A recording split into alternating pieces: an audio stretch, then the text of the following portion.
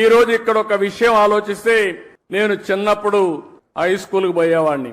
మా ఊరు నుంచి 6 కిలోమీటర్లు నడవాలి, కొన్ని రోజులు సైకిల్లో పోయేవాడిని. మా ఊర్లో ఒక ఆయన సోషల్ యాక్టివిస్ట్ ఉండేవాడు, కేశవయ్య నాయుడు గారిని. ఆయన పని ఎక్కడన్నా అడవుల్లోకి మేకలు వచ్చినా, అటవీ సంపద ఎవరన్నా కొట్టేస్తా ఉన్నా పిటిషన్లు పెట్టి యాక్షన్ తీసుకునే కార్యక్రమం చేసేవాడు.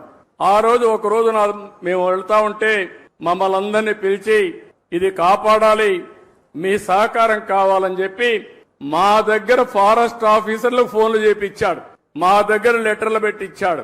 దానివల్ల ఫారెస్ట్ ఆఫీసర్లు వచ్చి ఇమీడియట్ గా యాక్షన్ తీసుకునేవాళ్లు.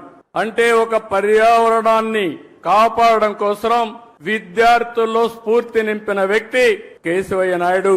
అలాంటి వ్యక్తి ఇప్పుడు కూడా నాకు జ్ఞాపకం ఉంటాడని చెప్పి మీ అందరికీ తెలియజేస్తున్నా. మీలో కూడా గుర్తుపెట్టుకోవాలి, పిల్లలు బాగా చదువుతున్నారు, నాలెడ్జ్ తో ముందుకు పోతున్నారు.